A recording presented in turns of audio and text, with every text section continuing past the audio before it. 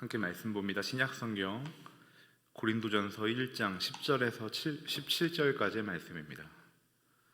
고린도전서 1장 10절에서 17절까지의 말씀.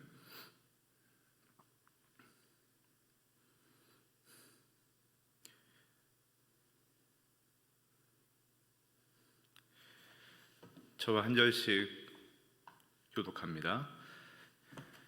형제들이여, 나는 여러분 모두가 같은 말을 하고 여러분 가운데 분열이 없고 한 마음 한 뜻으로 굳게 연합하기를 우리 주 예수 그리스도의 이름으로 권면합니다. 네, 형제들이여, 글로의 집 사람들을 통해 여러분에 대한 말, 곧 여러분 가운데 다툼이 있다는 말을 내가 들었습니다. 내가 말하는 것은 이것입니다. 곧 여러분이 제각기 나는 바울파다, 나는 아볼로파다, 나는 게바파다, 나는 그리스도파다 라고 하는 것입니다.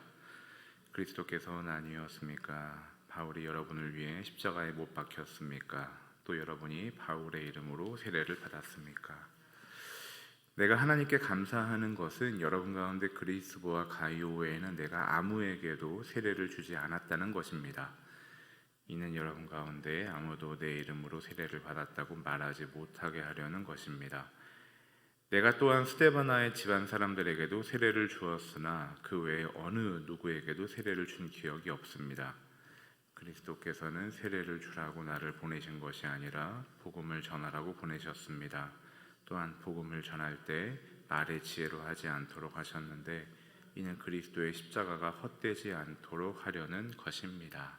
아멘. 고린도전서 1장 10절 이하의 말씀에서 강조되고 있는 부분은 분열하지 말라는 거죠. 한 교회 안에서 너희가 나누어지지 말아라, 그 얘기를 하는데 바울은 1장 10절에서 이런 표현을 씁니다. 형제들이여, 나는 여러분 모두가 같은 말을 하고 여러분 가운데 분열이 없고 한 마음 한 뜻으로 굳게 연합하기를 우리 주 예수 그리스도의 이름으로 권면합니다 라고 이야기합니다. 우리 주 예수 그리스도의 이름으로 권면한다. 내가 너희에게 지금 말하는 것은 예수 그리스도 안에서 우리가 지켜야 할 내용이며 가치이다 라고 말을 하고, 그리고 우리가 어디에 묶여 있는지를 이야기하는데 우리가 예수 그리스도 안에 묶여 있다 라고 말하는 거예요.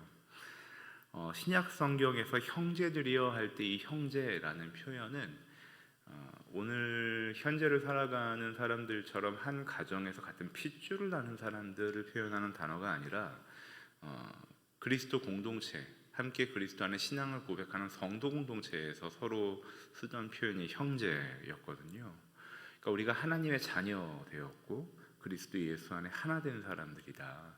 우리가 그리스도 예수 안에 있기 때문에 우리의 하나됨은 마땅하며 우리가 지켜야 할 가치이다. 우리가 기억해야 할 분이 그리스도이다 라고 얘기하는 거예요. 그럼 어떤 분열이 있었는가? 11절 이하의 말씀에 보면 내 형제들이여, 글로의 집 사람들을 통해 여러분에 대한 말, 곧 여러분 가운데 다툼이 있다는 말을 내가 들었습니다 라고 얘기해요. 그러니까 글로의 집 사람들, 그러면 아마도 이 당시에 에베소에 있었던 바울에게 다녀갔던, 아마도 무역이 되었건 심부름이 되었건 다녀갔던 글로의 집 사람들, 아마 종들이었겠죠. 그 사람들을 통해 바울이 개척한 고린도 교회에 분열이 있다는 얘기를 들은 거예요. 어떤 분열이 있었냐 하면 12절에 보면 내가 말하는 것은 이것입니다. 곧 여러분이 제각기 나는 바울파다, 나는 아볼로파다, 나는 게바파다, 나는 그리스도파다 라고 하는 것입니다 라고 이야기합니다. 고린도 교회에 있던 사람들이 그들에게 복음을 전하는 사도들을 따르는 것으로 각각 내가 어떤 사도를 추종한다라는 이유로 나누어졌던 걸 바울이 들었던 거예요. 어떤 사람들은 바울파다라고 이야기를 했나 봐요. 그러니까 고린도 교회가 바울이 개척한 교회이고 또 바울의 말씀으로 양육된 교회이기 때문에 나는 원래 이 교회에서 하나님의 말씀을 전한 바울을 통해 말씀을 배웠고 그 바울의 말씀을 내가 가장 좋아한다라고 말한 사람이었던 거겠죠. 또 어떤 사람은 아볼로파다라고 이야기해요. 사도행전 18장 24절에 보면 아볼로라는 사람의 특징이 나오는데, 아볼로는 말과 언변에 능했다, 지식과 언변에 능했다라고 이야기를 해요. 그러니까 아볼로는 굉장히 아는 것이 많았고 지적으로 탁월한 사람이었고, 그리고 말을 잘했던 사람이라고 기록되어 있어요. 그러니까 아마도 바울 같은 경우에는 대면에서 말을 할 때에는 그 말하는 것이 능숙하지 못했다라고 성경이 기록에 남길 정도로, 바울은 글에는 능했지만 사람들을 만났을 때 말로 메시지를 전하는 데에서는 상대적으로 약했던 사람이었기 때문에 아볼로처럼 많은 군중들을 앞에 놓고 그가 가지고 있는 지식의 탄탄함이나 또 말의 언변의 실력으로 사람들의 마음을 움직였던 탁월한 지성인이자 탁월한 언변가였던 아볼로를 추종하는 사람들이 또 있었던 것 같고요. 그리고 나는 개밥하다, 베드로죠. 그러니까 베드로 같은 경우에는 예수님의 수제자로서의 권위도 있었지만 사도행전이나 여러 가지 기록들을 보면 베드로는 초대 교회가 세워질 당시에 율법을 강조하고 또 이방인과 유대인 간의 차이를 이야기하면서 그리스도의 가르침이 더 선명하게 부각되도록 했던 그런 역할을 했던 사람이었죠. 또 어떤 사람들은 그리스도파다 이야기하면서 자기들이 가지고 있는 신학적 이해가 가장 종합적이고 가장 훌륭한 것이다 라고 말하는 사람들도 있었던 것 같아요. 그 사람들이 내가 어떤 사도를 따른다, 내가 누구의 가르침을 받았다라는 것으로 나뉘어져 있었다라는 거죠. 로마서 12장 4절에서 5절을 보면 이런 말씀이 있어요. 우리가 한 몸에 많은 지체를 가졌으나 모든 지체가 같은 기능을 하는 것이 아닙니다. 이와 같이 우리 많은 사람들도 그리스도 안에서 한 몸을 이루었고 각 사람은 서로 지체가 됐습니다 라고 이야기해요. 바울은 여러 곳에서 이 지체라는 표현을 쓰죠. 우리가 지체가 되었다, 그리스도가 머리 되고 우리가 그의 몸이다 라고 표현을 해요. 지체라는 건 어떤 의미인가요? 우리가 몸의 한 부분이다 라는 걸 의미하는 거죠. 그러니까 예수 그리스도가 교회의 머리시고 우리가 지체다 라고 말을 하는 건 우리 모두는 각각의 한 부분일 뿐이다 라고 말하는 거예요. 우리 모두는 전체가 아니다, 우리는 온전치 않다, 우리는 모든 기능을 가지지 못했을 뿐더러 우리는 모든 기능을 가진 어떤 위치를 가진 성도의 독특함을 나의 경험으로 이해할 수도 없는 존재다라고 성경은 말하고 있는 거예요. 그게 우리가 그리스도의 지체가 되었다, 우리가 교회로서 머리된 그리스도의 몸으로 각각의 지체를 이룬다라는 뜻이에요. 우리는 전체가 아니에요. 우리는 모든 것을 대변할 수 없어요. 우리는 모든 것의 기능을 다할 수도 없어요.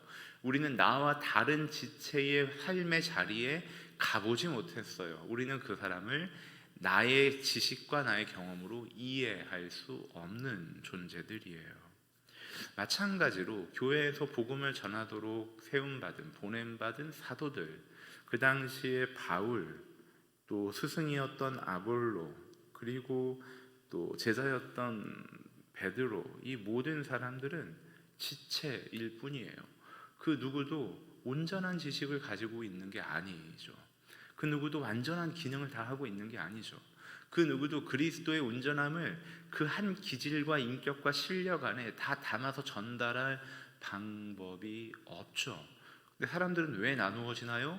내가 가지고 있는 지식 혹은 내가 가지고 있는 경험, 내가 가지고 있는 이해, 나의 신앙의 어떤 형태, 나의 신앙의 어떤 성향, 이런 것들이 더 탁월하다는 거예요. 더 좋다는 거죠. 더 온전하고 더 위대하다는 거예요. 그래서 나누어져요. 이건 사실 열등감의 표현일 수 있어요. 하나님의 복음을 가진 자, 그리스도의 자녀, 제자된 자, 하나님의 자녀된 자가 갖는 그 명예와 위대함을 안다면 나와 다른 색깔을 가진, 나와 다른 이야기를 하는, 그러나 우리 주 예수 그리스도의 이름 안에 하나가 된 지체가 있다면 나와 다른 모습을 가진 자가 내가 갖지 않은 것을 더 어떻게 풍성하게 만들 것인가를 기대하는 삶의 자리까지 가죠. 그러나 내가 스스로를 존귀하게 여기지 못하고 내가 가지고 있는 복음의 가치를 온전히 깨닫지 못했을 때 사람들은 서로를 비교하죠. 그리고 더 주목받기를 원하고 내가 가지고 있는 신앙의 색깔이 더 온전하고 내가 가지고 있는 신학이 더 깊이 있고 탄탄하다고 여기죠. 그래서 서로를 비교하기 시작하죠. 우리가 지체라는 걸 기억해야 돼요. 지금껏 존재했던 세상에 세워진 그 어떤 교회도 그 어떤 교단도 온전하게 하나님의 복음을 다 담아내지 못해요. 무엇을 강조하다 보면 상대적으로 무엇이 약해지기 마련이에요.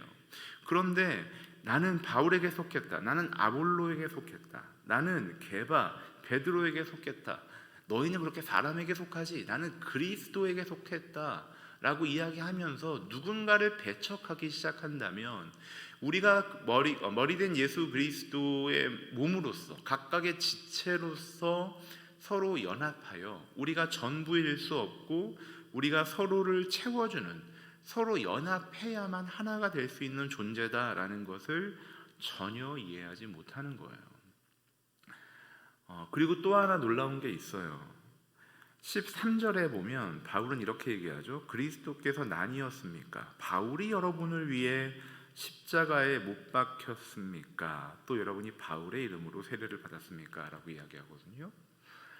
처음에도 말씀드렸지만 고린도 교회는 바울이 개척한 교회예요. 근데 바울이 개척한 교회인데 바울은 지금 뭘 경계하고 있는 거냐 하면 바울의 이름으로 사람들이 모이는 걸 경계하고 있어요. 본인이 개척한 교회에서 본인의 이름이 커지는 것을 바울은 지금 경계하고 있어요. 바울은 선명하게 알고 있었죠. 교회는 하나님의 것이다. 사람의 이름 안에 모이는 것이 이들을 건강하게 할 수 없다라는 걸 바울은 알고 있었어요. 오늘 그 본문 10절 처음에 이렇게 얘기하잖아요. 나는 여러분 모두가 같은 말을 하고 여러분 가운데 분열이 없고 한 마음 한 뜻으로 굳게 연합하기를 권면합니다. 그러잖아요. 근데 우리가 이 말씀을 뭐랄까요? 잘 분별해야 한다고 생각해요. 우리가 같은 말을 한다, 분열이 없다, 한 마음 한 뜻으로 연합한다 라는 걸 자칫하면 우리가 같은 성향으로 같은 방향으로만 같은 모습으로만 신앙생활을 한다라고 이해할 수 있어요. 바울은 고린도전서뿐만 아니라 빌립보서를 포함한 그의 서신서 여러 군데에서 하나가 되라, 한 마음을 품어라 이런 얘기를 많이 해요. 그런데 바울이 늘 경계하고 있는 건 뭐냐 하면 누구를 따라라라고 말하지 않아요. 나를 따라라라고 말하지 않아요. 그러니까 바울이 내가 너에게 가르치고 행한 바를 본받으라라고 말을 한 건 내가 그리스도를 따라가는 것을 본받으라는 거지 나의 성향이나 나의 모습이나 내가 가진 어떤 인격적 특성이나 이런 것들을 본받으라고 말하는 게 아니에요. 바울은 분명히 10절에 이렇게 얘기하잖아요. 우리 주 예수 그리스도의 이름으로 권면합니다라고 이야기해요. 예수 그리스도 안에서 하나 된다는 거예요. 그러니까 그 얘기를 조금 더 구체적으로 풀어낸다면 이런 뜻이죠. 우리가 서로 다른 기질이 있어요. 서로 다른 성향이 있어요. 예를 들어 우리는 기도하는 모습도 달라요. 우리는 예배드리는 어떤 습관도 다른 사람들이 많아요. 말씀을 받아들이고 말씀에 접근해가는 방식도 달라요. 우리가 신앙생활에서 중요하게 방점을 찍고 있는 영역들이 다르다고요. 그런데 우리가 주 안에서 하나가 된다는 건 어떤 의미인가요? 그 모든 다름 속에 그리스도가 발견된다면 우리가 하나이다 라고 말하는 거예요. 그래서 바울은 13절 이하에서 반복적으로 세례라는 말을 사용하고 있어요. 13절 마지막에 보면 또 여러분이 바울의 이름으로 세례를 받았습니까? 라고 이야기하죠.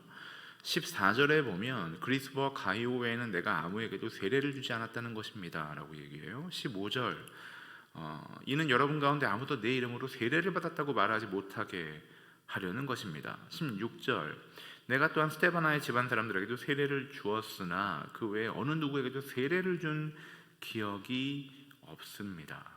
바울은 반복해서 지금 세례를 이야기하고 있어요. 세례가 어떤 의미인가요? 사도행전 2장 38절에 보면 이때 베드로가 대답했습니다. 회개하십시오. 그리고 여러분의 죄를 용서받기 위해 예수 그리스도의 이름으로 여러분이 각각 세례를 받으십시오 라고 이야기해요. 그러니까 용서받기 위해 그 용서를 확증하고 공동체 안에 용서받은 자의 연합, 세례자인 것을 공증하는 모습이 세례인 거죠. 그 성례인 거예요. 그러니까 우리가 세례를 받는다라는 건 그리스도 예수의 이름으로 용서받은 자, 새로움을 경험한 자라는 의미예요. 그리고 그 세례의 또 다른 의미, 강조점은 무엇이냐 하면 로마서 6장 3절에 보면 그리스도와 연합해 세례를 받은 우리는 모두 그리스도의 죽으심과 연합해 세례를 받은 줄을 알지 못합니까? 라고 얘기해요. 그러니까 세례는 그리스도와 연합하는 것이다 라고 얘기하죠. 바울이 고린도 교회가 분열되었다라는 소식을 듣고 누구는 바울파다, 누구는 아볼로파다, 누구는 베드로 개바파다, 누구는 그리스도파다라고 서로를 판단하고 서로 누가 우월한가를 다투고 있는, 본인들이 복음의 우월성을 점유하고 있다고 말하는 사람들에게 바울이 연합할 것을, 한 마음으로 하나 될 것을, 그리스도 안에 모일 것을 이야기하면서 바울은 반복해서 세례를 이야기하고 있어요. 세례는 뭐라고요? 우리가 그리스도와 연합해 세례를 받았다. 그리스도의 죽으심과 연합해 세례를 받은 줄을 알지 못합니까? 우리는 세례받은 자로서 그리스도와 연합한 사람이라는 거예요. 나에게 세례를 준 목사, 내가 세례를 받은 교회의 방점이 찍혀 있는 게 아니라 나에게 세례를 준 목사가 누구의 이름으로 세례를 주었는가라는 거예요. 우린 그리스도의 이름으로 세례를 받은 존재들이에요. 우리에게 다름이 있어요. 우리에게 인격적 특성들이 있어요. 우리에게 지적 수준의 차이가 있어요. 신앙생활을 계속해서 해가는 그 진보하는 과정에 우리의 성향 차이가 나타나요. 그런데 우리가 늘 조심해야 할 것은 그 과정 속에서 왜 당신은 나와 같지 않냐고 말하는 걸 조심해야 돼요. 왜 당신은 바울의 특성을 따르지 않습니까? 왜 당신은 아볼로의 특성대로 신앙생활하지 않습니까? 왜 당신은 베드로와 같은 모습으로 신앙생활하지 않습니까? 라고 다투고 있는, 그리고 그 사람들을 판단하면서 너희는 고작 사도들, 스승의 가르침을 따르고 있지 나는 그리스도의 가르침을 따르고 있어 라고 하면서 나머지 사람들을 더 열등한 존재라고 평가하고 있는 그리스도파 사람들에게까지 바울은 이야기하는 거예요. 너희는 그리스도의 죽으심과 연합했다 라고 얘기해요. 그리스도의 죽으심, 그리스도가 죽었다는 건 뭘 의미하나요? 자기의 몸을, 자기의 피를 빵과 포도주로 상징해서 내어주시고 실제로 그 몸이 찢기고 피 흘려서 죽으시기까지 다 내어주심으로 하나님과의 화평을 이루신 분이세요. 우리가 교회에 다닌다는 건 어떤 의미가 있냐 하면, 우리가 그리스도와 연합한 자, 세례받은 자라는 건 어떤 의미가 있냐 하면 우리가 받은 그리스도의 은혜를 내어줌으로 하나가 되는 거예요. 내가 누군가의 위에서 군림해서 내가 너보다 탁월하고 내가 당신보다 성경을 더 잘 알고 내가 더 믿음의 진보를 이루었으니까 나를 보고 따라와서 내가 깃발 꽂은 곳에서 나를 중심으로 하나가 되자라고 이야기하는 게 아니라고요. 우리는 우리 주 예수 그리스도의 이름으로 권면하는 바울의 메시지를 들어야 돼요. 우리가 예수 그리스도의 이름으로 세례를 받았다는 거예요. 우린 그리스도 안에서 하나가 된 존재예요. 심지어 바울은 아까 말씀드린 것처럼 13절에 보면 바울이 여러분을 위해 십자가에 못 박혔습니까? 라고 말을 하면서 본인이 개척한 교회에서 본인의 이름이 커지는 것까지도 경계하고 있었다는 사실을 기억하셔야 돼요. 유진 피터슨이 쓴 사랑하는 친구에게라는 책이 있어요. 근데 그 책의 어느 챕터에 보면 이런 내용이 들어있어요. 유진 피터슨이 가상의 친구에게 쓴 편지를 모아놓은 글인데, 사랑하는 친구에게, 거기서 보면 유진 피터슨이 이렇게 얘기하죠. 목사로서 성도들에게 당신들의 목사가 당신의 삶에 관여하려고 하면 우리들의 삶도 당신 목사의 삶처럼 중요하고 가치 있다고 이야기하십시오. 당신들의 목사를 그들의 사무실에 가두십시오. 그들이 사무실에서 하나님의 말씀을 읽게 하시고 당신들은 당신들의 삶을 살겠다고 이야기하십시오라고 유진 피터슨이 사랑하는 친구에게라는 책에서 이야기해요. 그러니까 이 말의 맥락이 무슨 뜻이냐 하면 현대인들은 정말 다양한 분야에서 다양한 기질을 가지고 다양한 삶의 현장 속에 두 발을 딛고 살아가요. 그런데 그 삶의 형태를 각자가 지탱하고 살아갈 때 우리가 주목하고 우리가 말씀을 배우기를 원해야 되는 유일한 단 한 대상은 누구냐 하면 이 말씀의 주인이신, 이 말씀의 본체이신 예수 그리스도 한 분이다라고 말하는 거예요. 목사는 하나님의 말씀을 지금까지의 성경의 역사, 교회의 역사, 그리고 조직신학, 성서신학, 또 뭐 실천신학, 문화인류학 이런 과정들을 통해서 그 말씀을 해석하고 그 말씀이 어떤 의미를 가졌는지 더 풍성하게 성도들에게 전하는 역할을 가진 사람이지, 그 목사를 주목해서 심지어 초대교회의 사도들을 주목해서 신앙생활을 하라고 성경은 이야기하지 않아요. 그런데 오늘날 얼마나 많은 성도들이 나는 어느 교회에 다니고 있습니다, 나는 어느 교회에 이런 훌륭하신 목사님의 가르침을 받고 있습니다 라고 이야기하나요? 물론 여러분이 다니는 교회의 목사님이 훌륭하시다면 참 좋은 일이에요. 참 감사한 일이에요. 그러나 기억하셔야 돼요.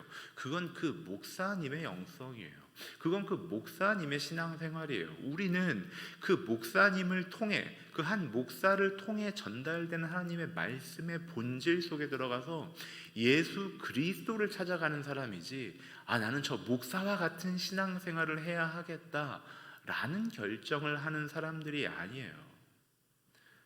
아무리 탁월한 목사도, 아무리 지적으로 훌륭한 목사도 예수 그리스도의 온전함을 다 담아낼 수가 없어요.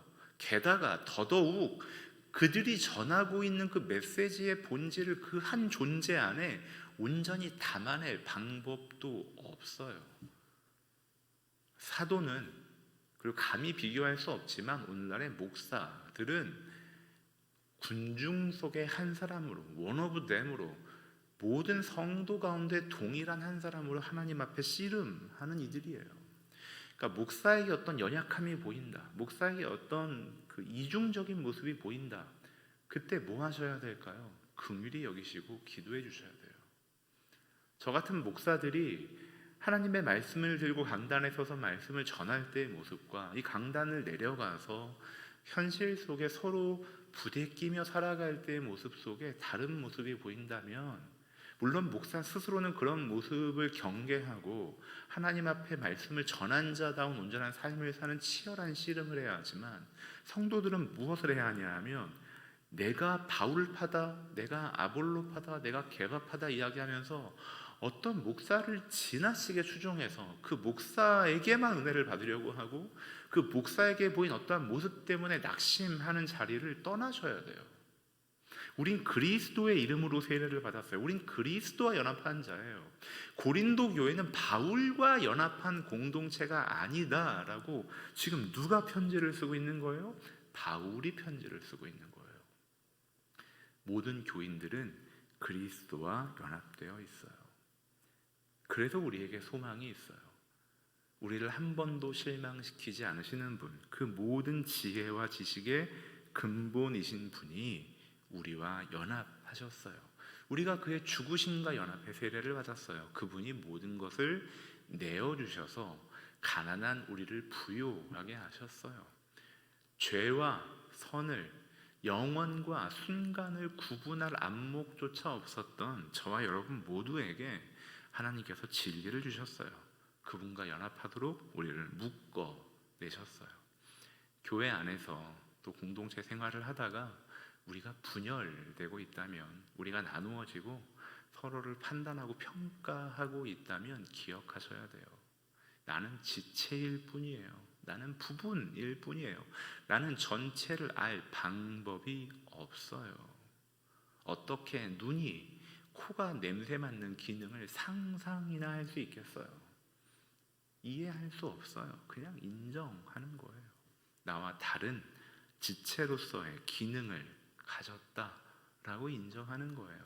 우리가 연합함으로 온전해진다라고 인정하는 거예요. 우리의 다른 모습 속에 그리스도의 어떠함이 드러난다면, 저 사람에게선 그리스도의 이러한 모습이 드러난다라고 하면 그 그리스도의 성품, 나타난 성품으로 인해 우리가 하나 되는 거예요. 하나 되기를 힘쓰십시오. 우리가 서로 다른 기질과 다른 성품을 가지고 있다고 해서 저 사람은 나와 달라, 난 저 사람과 어울리기가 너무 힘들어 라고 단정하지 마십시오. 금을 긋지 마세요.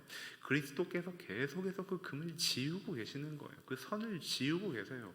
그리스도와 연합한 자, 그리스도 안에 세례를 받은 자로 우리의 정체성을 지금 고린도 교회에 있는, 분열하고 있는 고린도 교회 성도들에게 바울은 그를 통해 예수 그리스도, 우리 주 예수 그리스도의 이름으로 권면하고 있어요.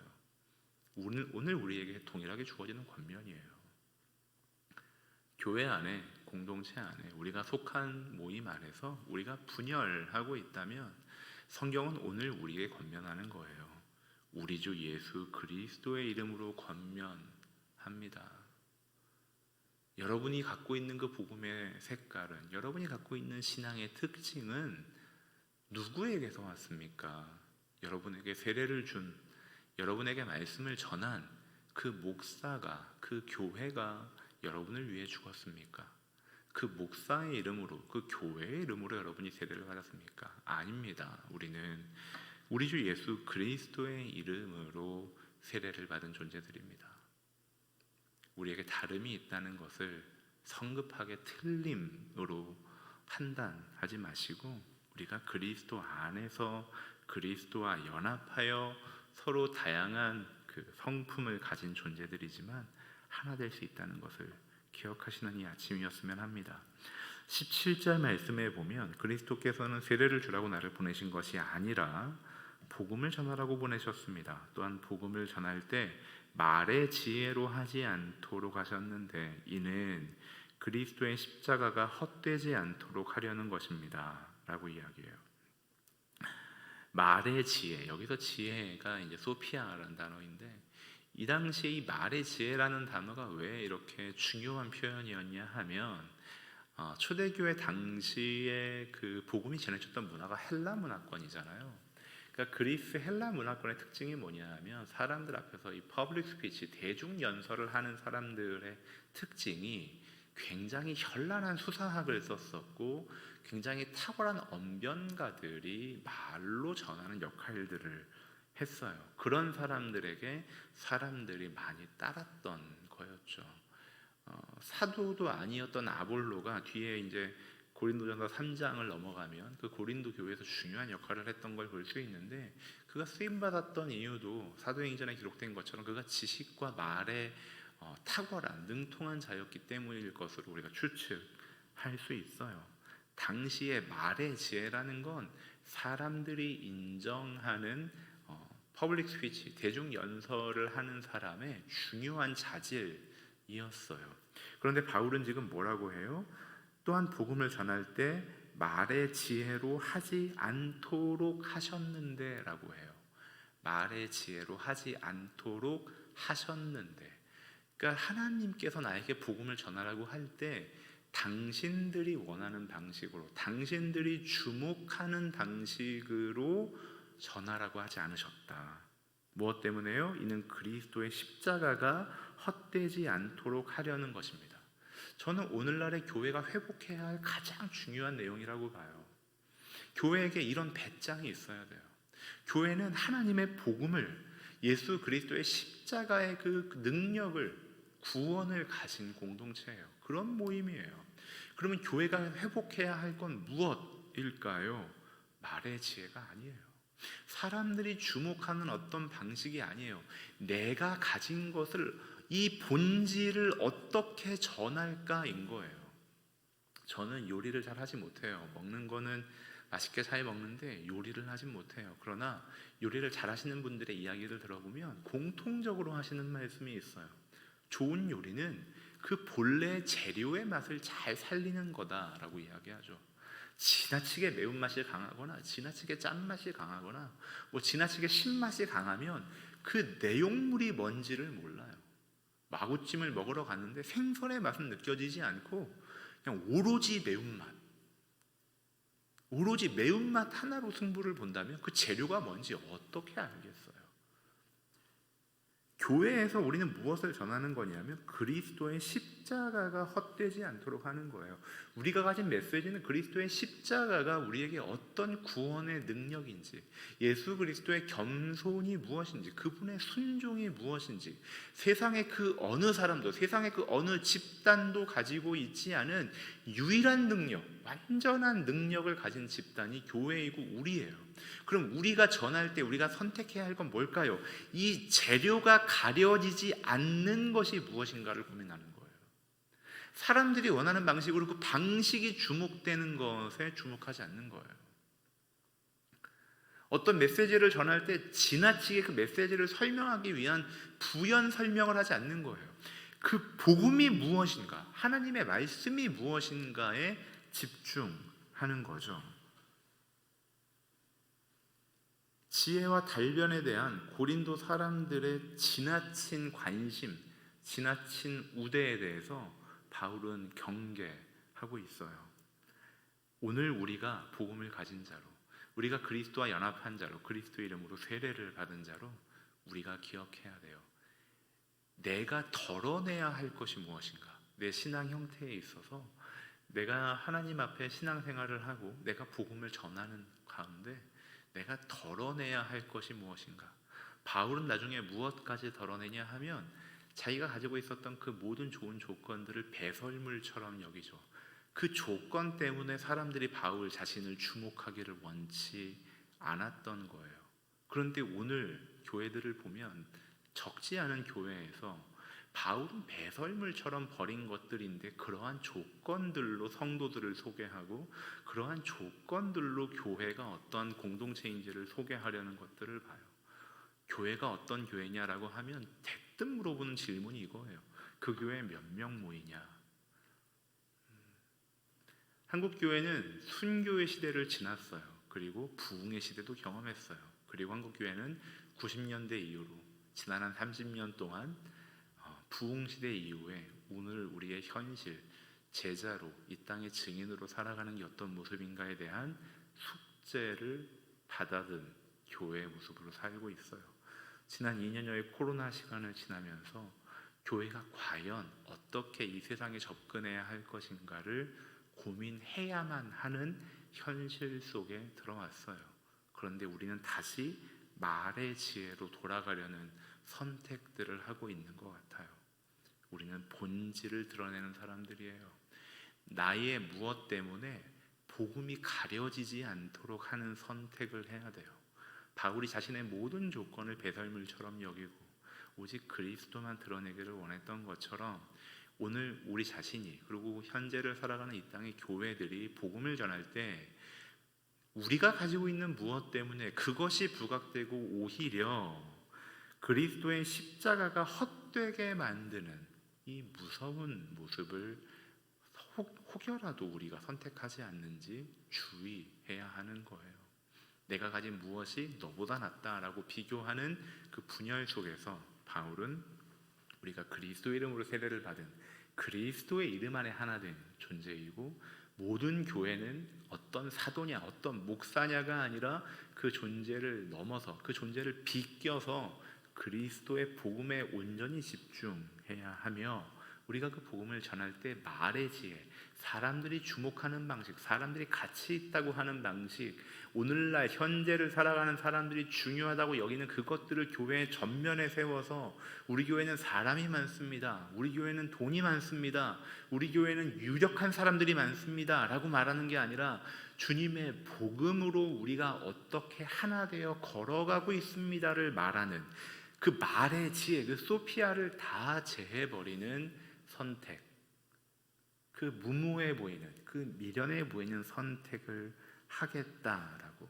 그런 복음의 본질로 우리 주 예수 그리스도의 이름으로 돌아가겠다라고 바울은 이야기하고 있어요.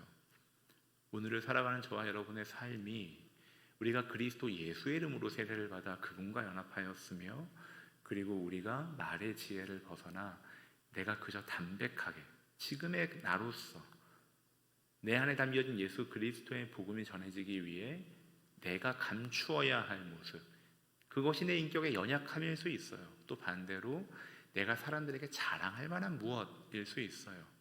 그것이 드러나지 않도록 오직 내 안에 예수 그리스도가 드러나도록 조심하며 또 겸비하며 겸손하게 이 한날 살아가시는 우리 모두가 되기를 주님의 이름으로 축복합니다.